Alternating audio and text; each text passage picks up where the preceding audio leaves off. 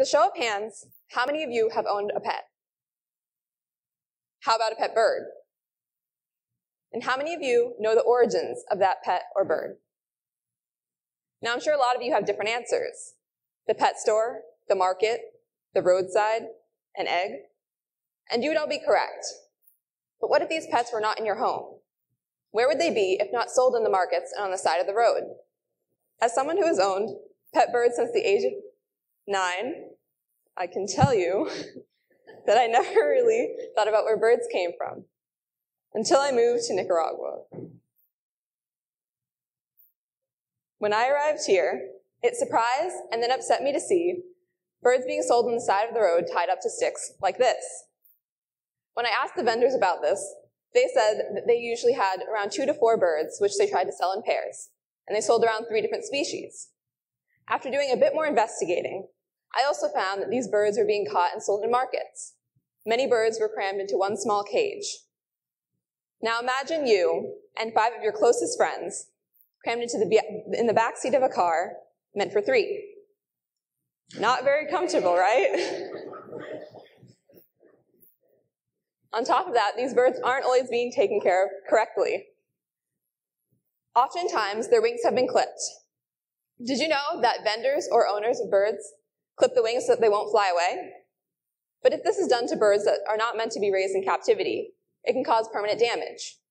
When a bird can no longer act on its natural instincts to fly, it can lead to psychological and physical problems. One example of this is this macaw, whose wings were both broken in the illegal bird trade, and now it can no longer fly.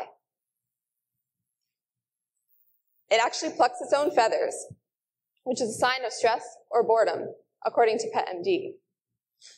Now imagine not being able to use your legs, which is the reality for some of us. How would your life be different with your main mode of self-transportation taken away? You can no longer walk, run, or drive without assistance. How would your life be different with your personal freedom taken away? Sure, you might adjust physically, but would you be depressed? I imagine that this is how the macaw feels. For a long time, birds have represented freedom.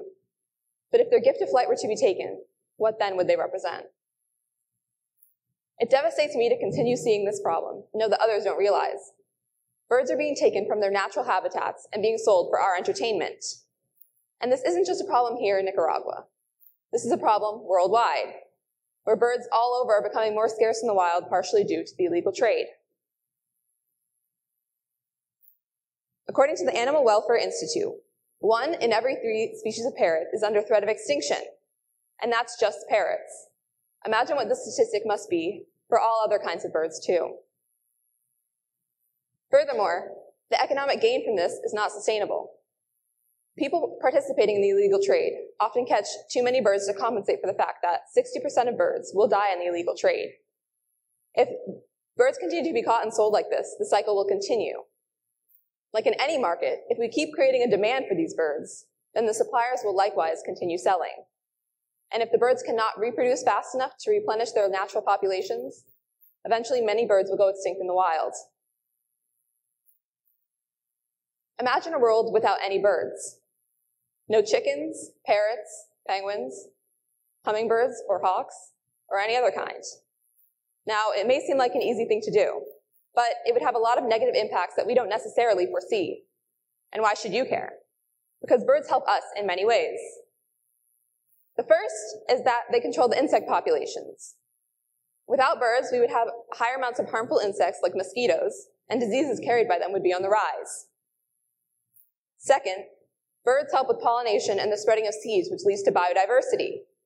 And in an article by NPR, they say that 40% of invertebrate pollinators are under threat of extinction. So we need birds that provide this service more than ever.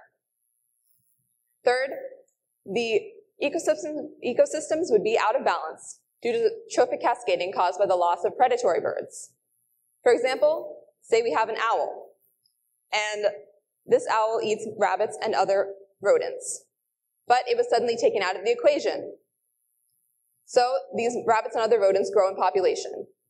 But with a growing population, they need to consume more food. So eventually they run out of a food source, and they're left to have to leave the habitat and search for another source of food. Now other predators in the area can no longer have a food source either, and they must leave as well. The result is that the system cannot be sustained. And fourth, birds add a little bit of beauty to our day. For example, the bird song.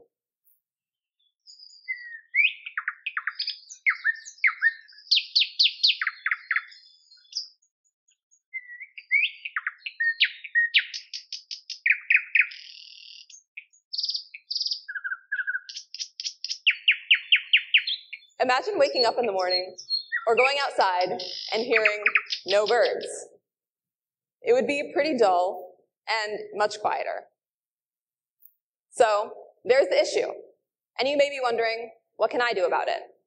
Well, we can no longer support the illegal bird trade, and the power to do this lays in our hands alone. Now, I'm not saying that we shouldn't own pet birds.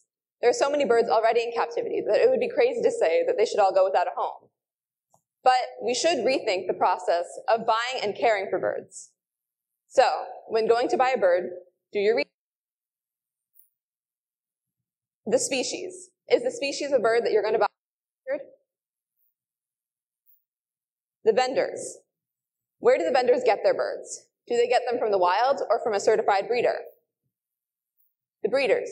Look into the breeders' practices and check to see if they're living in a healthy environment when they breed the birds. Know how to properly care for your bird.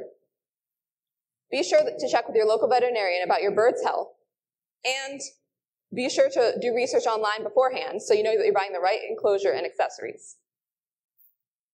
And finally, buy your bird for the right reasons. Often we buy birds just for show, and we leave them in their cages all day to be living decorations. But if you're going to buy a bird, you must be willing to commit time to letting it fly freely in your house, to playing with it, or to even bringing it outside with a bird harness. The more effort you put into it, the more happy that you and your bird can be. Now, it is definitely possible to change the way that we care for birds, and there are people doing this today. One person is Chris Bureau, who is the founder and president of the nonprofit Bird Recovery International. Now, he is leading in the scientific movement of free-flying birds and raising captive baby birds to be able to survive in the wild. His organization has classes to teach free flying, and they are working on conservation efforts worldwide. So I got some help and got into contact with him, and we had a conversation about what the work that he's doing. So he told me that this all started when one of his birds kept on escaping from an aviary, but he noticed that it would always come back. So he applied this to free-flying birds because he knew that they knew how to come back.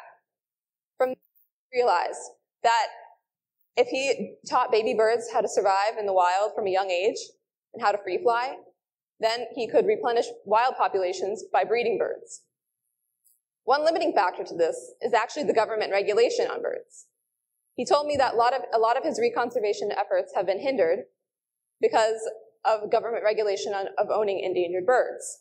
Oftentimes you're not able to trade them. So he could not repopulate these populations, and many of these birds will continue to go extinct because of this. So ironically, the problem of birds going extinct in the wild is continuing due to legal and illegal practices. Now, he finished our conversation by showing us some of the birds that he owns. So here is a sun parakeet family in their home for traveling. And here is Gena, who can sing a beautiful rendition of Old MacDonald. Now, if you're not ready to own Gena, that's okay. Just know we can all still enjoy birds outdoors and in the wild. So the last thing I want to say is to spread this information. Let other people know about the issue so that together we can stop it and change our ways. The more people working against the illegal bird trade, the more likely it is to be abolished, so that birds can continue to represent freedom. Thank you.